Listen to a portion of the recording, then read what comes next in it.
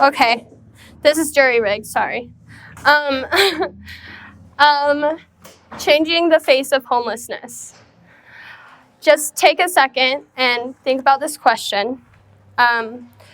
What do you think the word homelessness means? And what picture comes up in your mind when you think of this word? Did you get the picture? Okay. When you were thinking of that, did you think of a drug addict or mental illness or mentally deficient or a criminal or someone who is lazy and unwilling to work? Or did you think of a mom with 2 kids trying to put food on the table, or a teen runaway who came from an abusive family, or an immigrant saving every last penny they can to send it back to their families so they can survive? In the United States, 600,000 people were homeless on any given night in January of 2016. 35% have no shelter, 10% are veterans, 11% are victims of domestic violence, and 7% were children who were homeless, like these two. My name is Sophia Brainard, and throughout my experience, I worked at Grant Street Outreach, and I also worked with Joy's Kitchen. And I saw many of these faces every single day. And throughout that time, I learned so much more from these people than I thought I would. And I've definitely been serving my fair share of years. I've been going to Remsel for 13 years, and I've been serving for all of those years mostly to fill requirements, but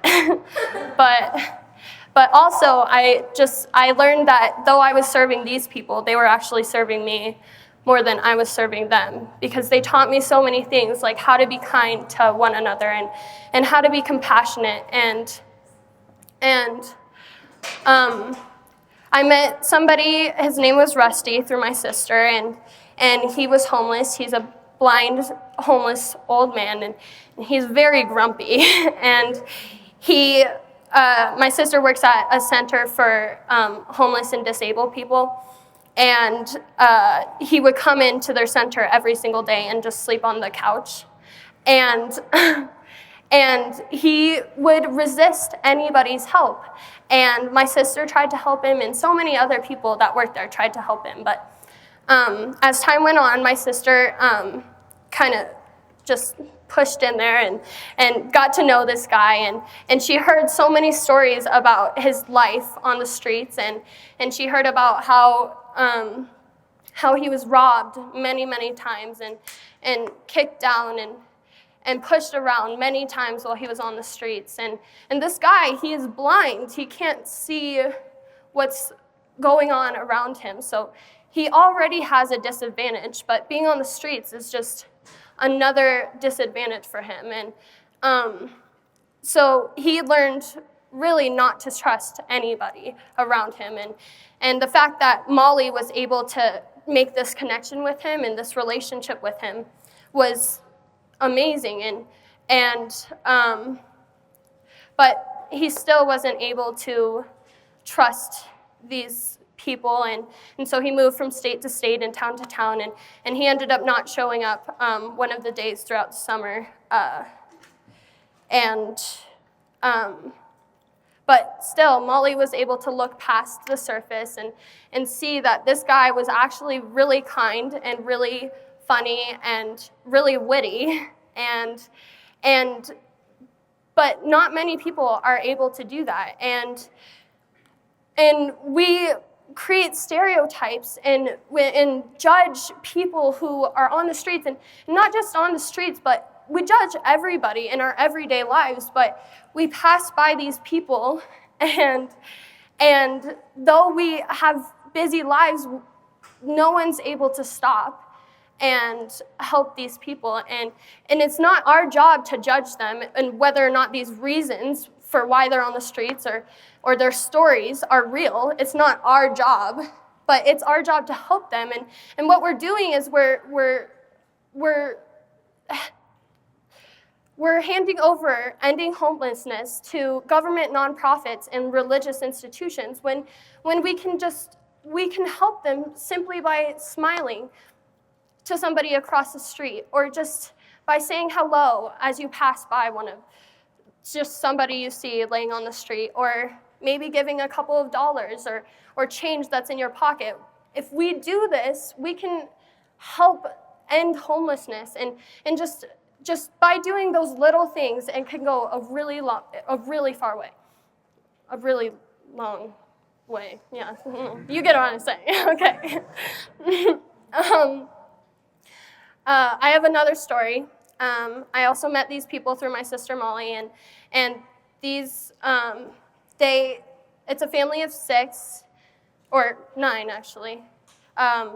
So it's a single mother and her 6 kids, and then she has 2 parents and then a dog that lives with this family. And they lived in an RV with that many people, a Winnebago, and so we'll call them the Winnebago family. So they, all these kids have some form of autism. And that's why they are homeless. That's why they live on the streets, because they were kicked out of every apartment and every house they tried to live in. But while they were living in this RV, they parked it behind the center and lived there for quite a while. And then someone who actually lives behind the center came home from Costa Rica because she lives abroad, and she was searching for a new tenant to live in her house while she was gone. And so she passed by these people and was introduced and just fell in love with these kids, because these kids, they have the biggest hearts. And although they maybe dress weird or aren't able to wash their clothes and their hair every day, she was able to look past the surface and look under the surface and see that these kids just are full of love and love everybody that they come in contact with. And so she let them stay in their house, and then once they stayed in their house, they were able to make enough money to get their house of their own, and now they are serving happily in other places like homeless, like rescue missions and soup kitchens and stuff like that. And like I said, this woman was able to look past these people, this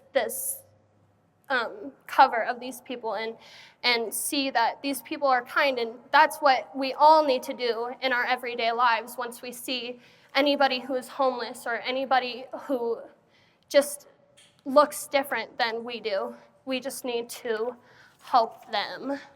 So, like Plato said, be kind, for everyone you meet is fighting a harder battle. Let's change the face of homelessness together.